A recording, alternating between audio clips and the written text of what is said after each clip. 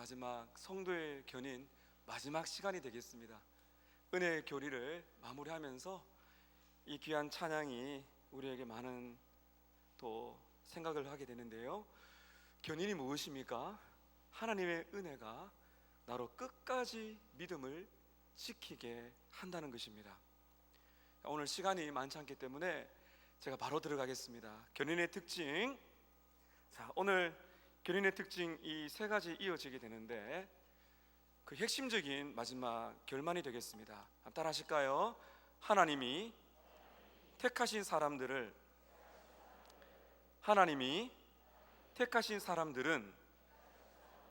구원을 잃을 수 없다.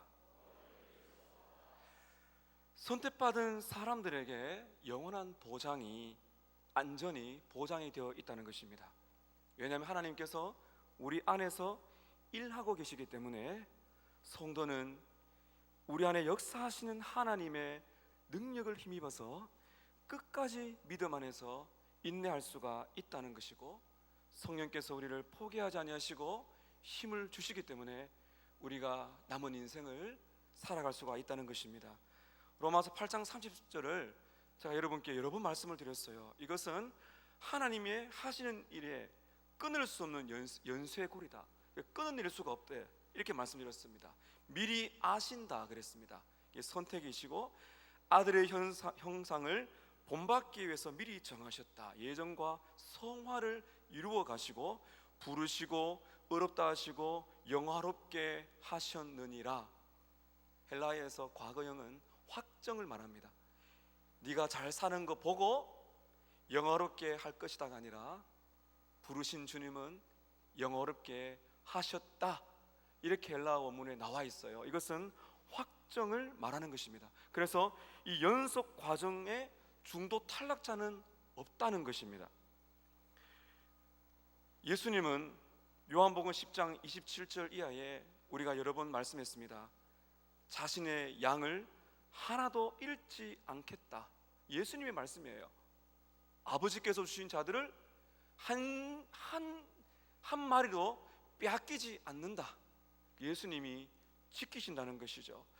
여러분, 이렇게 보았을 때 로마서 8장 30절에 나오는 이 성부와 성령의 역사와 그리고 예수님의 이 삼위 하나님의 역사가 성부, 성자, 성령께서 함께 성도들을 붙들고 계시기 때문에 그 은혜를 받는 우리들은 지속적으로 인내하게 되어 있다.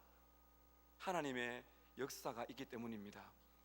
견인의 특징 여섯 번째입니다. 일부 신자들은 배반할 수가 있는데 끝까지 보셔야 돼요. 배반이 지속되게 되면 이는 그들이 하나님께로부터 나지 않았고 믿음도 가짜라는 증거입니다. 이런 말입니다. 교회를 오래 다녔어요. 신앙 고백합니다. 그런데 주님께 고난이고 어려움이 오면 주님을 떠나갑니다. 이런 일이 있어요. 어떻게 된 것일까요? 믿음에서 떨어진 것일까요? 오늘 제가 말씀을 통해 드리고 싶은 것은 예수님을 떠나는 일시적인 현상이 아니라 지속적으로 돌이키지 아니하고 끝까지 배반하게 되면 그 사람은 원래 거듭나지 않은, 하나님께로부터 나지 않은 가짜 신자다. 그것을 말하고 있는 것입니다. 하얀 1번에 믿음과 거룩에서 떨어진다는 것은 결코 그리스도께 속하지 않았다는 것을 보여줍니다. 요한 1서 2장 19절에 사도 요한은 이렇게 말합니다. 그 당시에 이런 사람이 많았다는 것이에요. 그들이 우리에게서 나갔으나, 잘 믿었는데 교회 열심히 다녔는데 나가버렸어요. 어떤 사람이라 그래요? 우리에게 속하지 않은 사람이다. 원래 거듭나지 않은 사람이다. 이것을 보여주는 것입니다. 누가복음 8장 9절 이하에 보게 되면 씨 뿌리는 비유가 나오죠. 말씀을 들을 때 기쁨으로 받지만은 잠깐 믿다가 시련을 당할 때에 배반하는 돌밭 같은 마음이 있다 그랬습니다. 말씀을 들을 때 너무 기뻐해요. 찬양도 하고 눈물도 흘립니다. 그런데 시련을 딱 받을 때에 배반해 버립니다. 교회를 떠나가는 사람이 있습니다. 이 삶이 지속적으로 계속되게 되면 이 사람은 잠시 기뻐하는 일시적인 기쁨에 머무른 참된 신자가 아니라고 볼 수가 있는 것입니다. 여러분, 우리 서머나 교회 안에는 이러한 일이 없기를 축복합니다. 그런데 안타깝게도 이러한 일이 실제적으로 너무나 많습니다. 죽음의 자리에 딱 이르렀을 때, 죽음의 그림자가 오게 될 때 영원한 천국을 확신하면서 예수 그리스도를 믿습니다라고 고백하는 사람이 있는가 하면, 수십 년을 교회 다녀도 정말 믿은 것 같았는데 그 결정적인 순간에 믿음을 고백하지 못하는 사람이 있습니다. 여러분, 그래서 우리 교회 안에는 자주 반복해서 교회에 나오는 분들에게 권고를 해야 됩니다. 바른 교리를 가르치고 믿음 안에서 살아가도록 계속적으로 복음을 전해야 된다는 것입니다. 어느 누구도 청중 가운데, 교회 나오는 분들 가운데 어느 누구가 좋은 밭인지 나쁜 밭인지, 진짜 회심을 했는지, 그냥 교회를 다니는 신앙인인지 종교인인지 어느 누구도 판단할 수가 없어요. 오직 구별할 수 있는 분은 한 분밖에 없습니다. 누구겠습니까? 하나님밖에 없어요. 그래서 목회자도 함부로 말할 수 없습니다. 당신은 이런 사람이다 말할 수 없어요. 그것은 하나님만이 아시는 것입니다. 그래서 우리는 끝까지 견디십시오, 믿음을 지켜내십시오, 이렇게 경고하고 권면의 말씀을 우리는 계속해서 우리는 강단에서 선포해야 됩니다. 그 경고를 듣고 주의하고 믿음으로 살아가는 사람은 거듭난 사람이 맞구나, 이렇게 증명이 된다는 것이에요. 그러나 그 말씀을 듣고도, 경고의 말씀을 듣고도, 이렇게 복음을 듣고도 자신의 영혼을 안전하다고 착각하면서 살아가다가 영원한 멸망에 떨어질 사람이 있기 때문에 내가 정말 거듭난 신자가 맞는가를 계속적으로 알기 위해서 복음은 끊임없이 교회 강단에서 선포되어야 된다는 것입니다. 7번째입니다. 따라하실까요? 우리는 열심히 자신의 부르심과 택하심을 굳게 해야 됩니다. 아래 말씀 보십시오. 베드로후서 1장 10절 11절에 베드로는 이렇게 말하죠. 그러므로 형제들아, 더욱 힘써 너희 부르심과 택하심을 굳게 하라. 너희가 이것을 행한즉 언제든지 실족하지 아니하리라. 이같이 하면 우리 주 구주 예수 그리스도의 영원한 나라에 들어감을 넉넉히 너희에게 주시리라. 빌립보서 2장 2절 13절 말씀 함께 읽겠습니다. 시작. 구원을 온전히 이루라. 너희 안에서 행하시는 이는 하나님이시니 자기의 기쁜 뜻을 위하여 너희로 소원을 두고 행하게 하시나니. 빌립보서 2장에는 분명히 말합니다. 너희 안에서 행하시는 분은 누구시라고요? 하나님이세요. 그런데 어떻게 하라 그래요? 구원을 온전히 이루라고 말합니다. 주도적으로 구원을 이루 가시지만 성도에게 하나님의 말씀은 그 구원을 온전히 이루어 가라. 무슨 말씀일까요? 하여간 이분을 보십시오. 우리의 부르심과 택하심이 약하기 때문에 버팀목이 필요하다는 뜻이 아니에요. 부르심과 택하심을 굳게 하지 아니하면 거듭났음에도 불구하고 멸망으로 떨어진다는 말이 아닙니다. 부르심과 택하심이라는 것은 하나님이 주권적으로 책임지시는 확고하고 끊어낼 수 없는 구원 열쇠의 고리의 일부예요. 그런데 왜 베드로는, 그리고 사도 바울은 부르심과 택하심을 굳게 하라, 구원을 이루라고 말하고 있어요? 왜 그럴까요? 하얀 3번 1페이지 제일 밑에 보십시오. 하나님은 부르심과 택하심을 굳게 하는 일을 우리에게만 맡겨두지 않으셨습니다. 그의 능력으로 우리를 자라가게 하시는 겁니다. 부르심과 택하심을 굳게 하라는 것은 이런 말씀이죠. 자 보세요. 그러므로 우리는 부르심과 택하심에 대한 확신을 기쁨으로 열심히 지켜야 된다는 것입니다. 믿음으로 살아내야 되는 것이죠. 하나님이 시작하신 일을 그냥 두서 놓고 있는 것이 아니라 내 부르심과 택하심이 확실하기 때문에 기쁨으로 확신을 가지고, 그리고 믿음을 가지고 이 싸움을 싸워 나가는 성도의 삶이 있다는 것이죠. 베드로후서 1장 3절 7절 말씀에 중요한 말씀의 구절이 있습니다.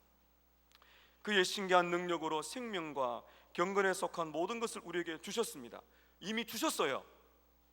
근데 이렇게 말합니다. 신의 성품에 참여하는 자가 되게 하려 함이라. 그러므로 너희가 더욱 힘을 써서 믿음의 덕을 더게 지식을 지식의 절제의 인내를, 인내의 경건을, 경건의 형제의 우애를, 형제의 우애의 사랑을 더하라. 이미 주셨는데 은혜를 받은 사람은 두 손 놓고 있는 것이 아니라 받은 은혜에 감격하여 부르심과 택하심을 더 붙들어 매고 기쁨으로 경주한다는 말씀입니다. 2페이지입니다. 견인이 확실하다고 견인을 위해서 힘쓸 필요가 없다는 것은 잘못된 생각입니다. 이런 분이 계세요. 하나님이 나를 택하시고 나를 버리시지 않는다면, 목사님, 제가 굳이 이렇게 영적 싸움 이렇게 힘들게 믿음 생활할 필요가 뭐가 있습니까? 하나님 저를 딱 지켜주시는데 그냥 이렇게 살면 안 됩니까? 여러분, 그렇지 않습니다. 잘 보십시오. 성도의 견인은 확실한 약속입니다. 그러나 여러분, 하나님께서 구원이라는 목표를 확실하게 하려고 정하신 방법, 수단이 있다는 것이에요. 그것이 무엇입니까? 우리가 기쁨으로 말씀을 붙들고 믿음의 싸움을 싸우는 것입니다. 한번 따라 하실까요? 기쁨으로 말씀을 붙들고 믿음의 싸움을 싸우라. 구원이 확정된 사람은, 견인을 믿는 사람은 손 내려놓고 방탕하며 살지 않습니다. 그렇게 사는 사람은 자신의 구원을 돌아봐야 됩니다. 거듭난 사람은 그렇게 살 수가 없어요. 기쁨을 주십니다. 이 말씀을 붙들고 믿음의 싸움을 싸우라고 우리에게 말씀하세요. 좀 전에 찬양 들으셨죠? 너는 나를 떠나가도 나는 너를 떠나지 아니하리라. 여러분, 이 찬양을 들을 때 마음이 어떠세요? 우리는 얼마나 타락하고 얼마나 하루에 수십 번도 주님을 떠나 우리의 인간의 본성대로 죄를 짓고 살아갑니까?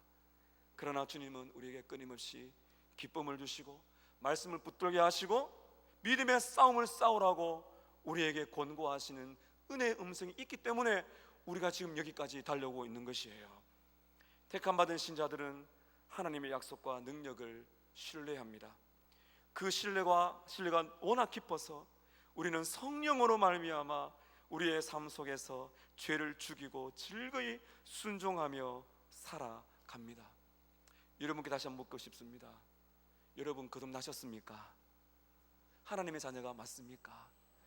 그럼 여러분의 마음속에 죄인 걸 인정하고 은혜에 힘입어서 거룩하게 살기 원하는 갈망이 있습니까? 있습니까? 죄를 죽이면서 예수 닮기 원하십니까? 그것이 진실된 고백이라면 견인은 확실한 것이에요.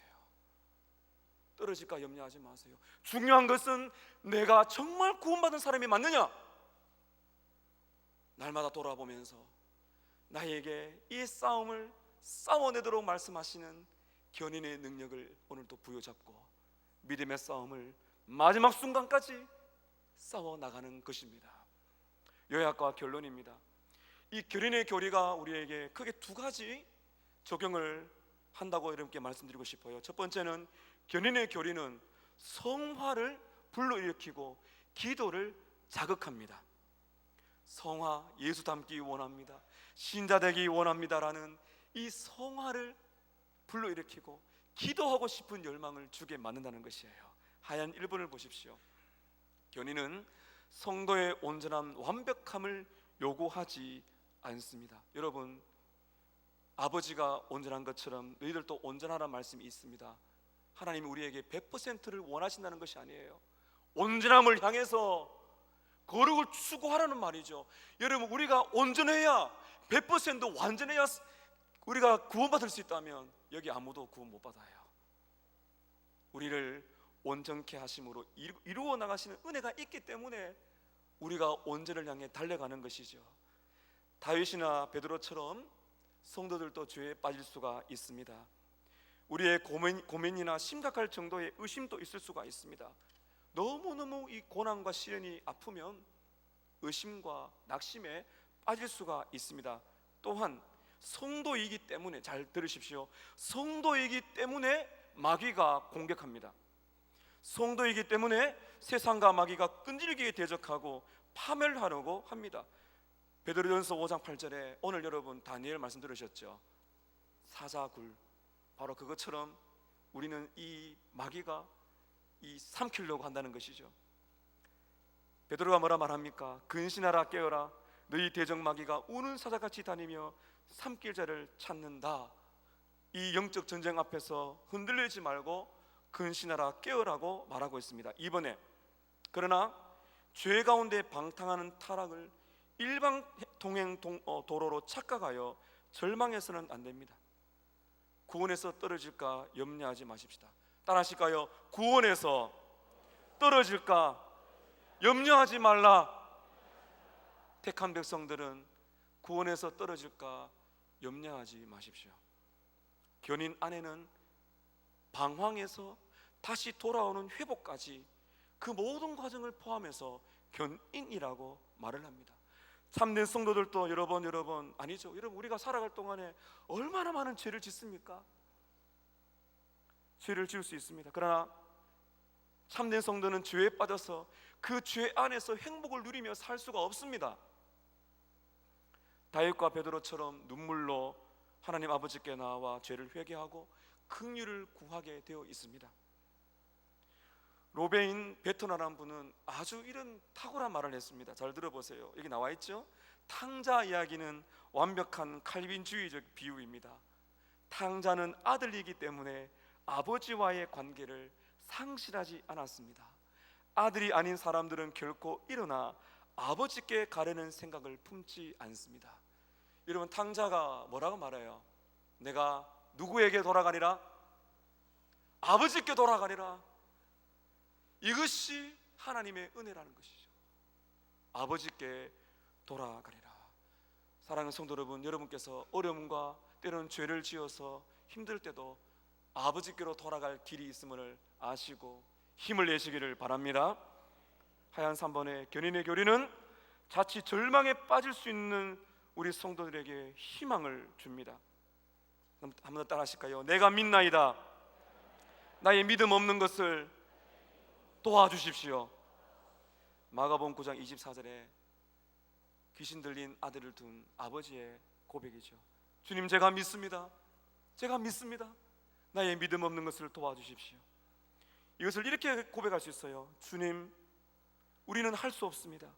주가 주신 힘이 아니면, 은혜가 아니면은 믿음의 싸움을 이길 수가 없고 한순간도 살아갈 수 없습니다. 이것은 모순된 기도가 아닙니다. 때로는 심각한 정도의 의심과 실패가 있지만은 참된 믿음과 공존할 수 있다는 것이죠. 그래서 여러분, 참된 신자 안에는 은혜와 부패가 섞여 있습니다. 여러분 모습을 잘 보세요. 하나님의 은혜 때문에 기뻐하는 우리의 영혼의 기쁨이 있으시죠. 그러나 죄를 즐거워하고 이 죄를 짓는 우리의 부패가 있어요. 은혜와 부패가 섞여 있습니다. 영적 전쟁을 치릅니다. 성령의 열망은 거룩하게 살고 9가지 열매를 맺고자 하는 성령의 열망이 내 안에 있지만은 갈라디아서 5장에 있는 것처럼 죄의 소욕이 있어서 자꾸 죄를 지으려고 하는 못된 본성이 남아있다는 것이죠. 은혜와 부패가 남아있어 싸워가는 일평생의 영적인 전쟁을 치르는 것이 바로 성도의 삶입니다. 네 번째, 견인은 예방접종이 아니라 평생의 치유 프로그램입니다. 평생을 살아갈 때 위대한 의사가 예수께서 우리 곁에 함께 계신다는 겁니다. 예수님은 결코 당신의 백성들이 실족하도록 허용하지 않습니다. 용서하시고 다시 자기에게로 돌아오게 하십니다. 누가복음 22장 61절 62절에 보면 그 대제사장의 뜰에서 베드로가 예수님을 모른다고 3번을 부인합니다. 그때 이 누가는 예수님의 눈과 베드로의 눈이 마주쳤다라고 기억하고 있어요. 이번 미션지에 제가 잠시 이 구절을 언급을 했습니다. 베드로가 나는 그 사람 모릅니다 하는 그 순간에 예수님과 베드로의 눈이 딱 마주쳤어요. 그때 이 베드로가 통곡합니다. 어떤 눈빛이었을까요? 그 예수님의 눈빛이 네가 나를 3번 부인할 것이다. 그래도 베드로는 주님, 절대로 저는 그런 일이 없어요. 근데 절대로 하는 사람이 보면 잘 넘어지죠. 절대로 하다가 그 여종 앞에서 3번을 딱 부인했을 때 예수님과 눈이 딱 마주쳤어요. 그래서 저는 그 예수님의 눈이 얼마나 긍휼의 눈이었을까. 베드로야, 내가 너에게 말했지? 너 나를 부인한다고 내가 말했지? 내가 너를, 그래도 너는 나를 떠나가도 나는 너를 사랑한다. 그 눈빛이, 여러분 이 땅에 살아갈 동안에 예수님이 여러분을 보고 있습니다. 실패해도 긍휼의 눈빛을 바라보시고 힘을 내시기를 바랍니다. 예수님은 베드로가 범죄한 이후에 다시 일어서도록 기도하고 계셨어요. 여러분 지금도 예수님은 우리를 위해 기도하고 계십니다. 오늘 요절 말씀이죠. 누가복음 22장 31절 32절. 자, 너무너무 좋아하는 말씀입니다. 여러분 같이 한번 읽겠습니다. 시작.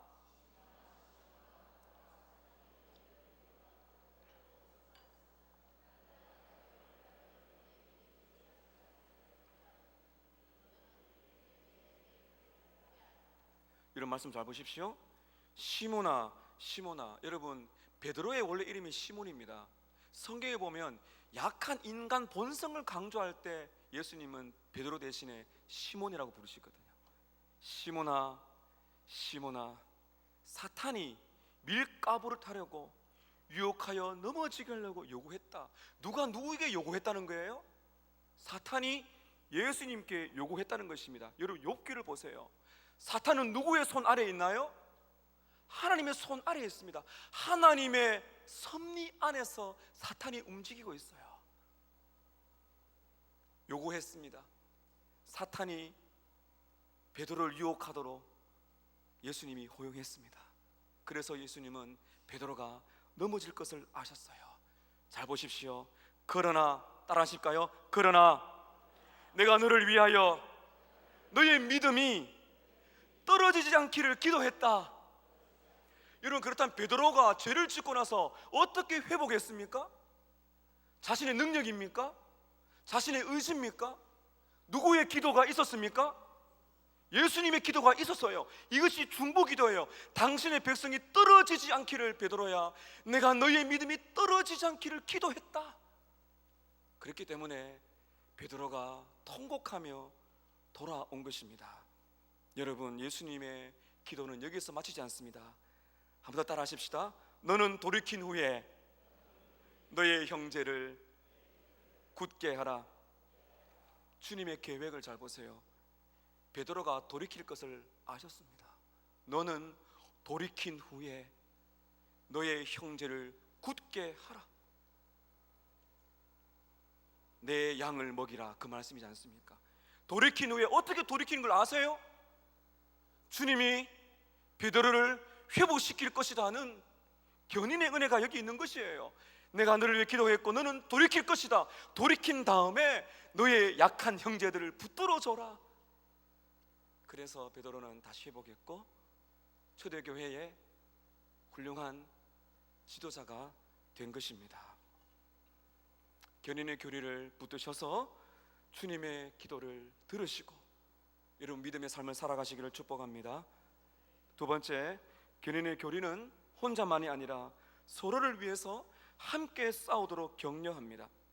하나님은 택하신 자들 중에서 아무도 그분에게서 떨어지지 않기를 보호하십니다. 하지만 이를 위해서 그분이 쓰시는 또 하나의 방법은 신자들끼리 삶 속에서 권면하는 것입니다.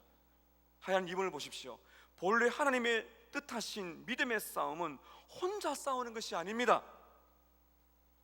혼자 싸우는 것이 그래서 교회를 떠나시면 안 돼요. 공동체를 떠나시면 안 됩니다.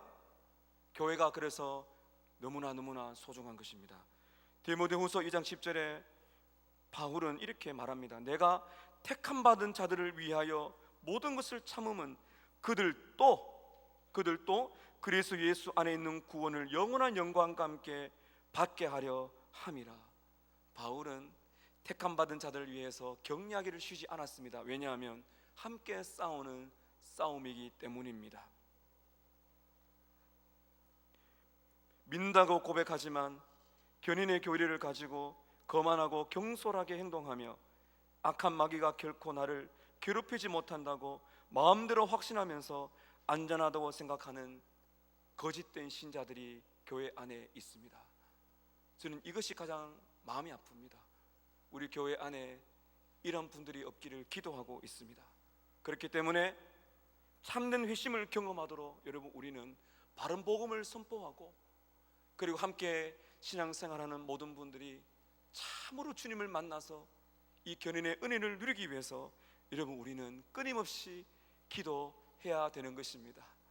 마지막 히브리서 3장 12절 13절 함께 읽겠습니다. 시작. 형제들아, 너희는 삼가 혹 너희 중에 누가 믿지 아니하는 악한 마음을 품고 살아계신 하나님에게서 떨어질까 조심할 것이요, 오직 오늘이라 일컫는 동안에 매일 피차 권면하여 너희 중에 누구든지 죄의 유혹으로 완고하게 되지 않도록 하라. 사랑하는 서머나 가족 여러분, 오늘이라 일컫는 동안에 매일 피차 권면하십시다. 서로를 살리기 위해서 복음을 나누십시다. 죄의 유혹에 빠지지 않도록 힘을 주시고 그런 찬양을 함께 부르십시다. 그래서 여러분, 우리 서머나 교회에 나오시는 한 분 한 분이 한 사람도 낙오함 없이 모두 다 천국에 이르는 그러한 거듭난 참된 신자가 되시기를 주님의 이름으로 축복합니다. 기도하겠습니다. 하나님, 감사합니다. 믿음에서 떨어지지 않기를 위하여 기도하시고 회복시켜 주시는 은혜에 감사합니다.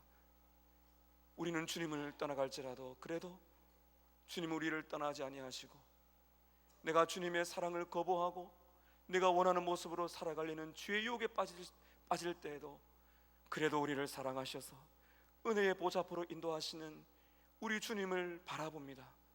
자비로우신 하나님, 이 감격과 은혜 가운데 남아있는 우리의 남은 인생을 믿음으로 사원낼 수 있도록 끝까지 우리를 붙들어 주심을 믿습니다.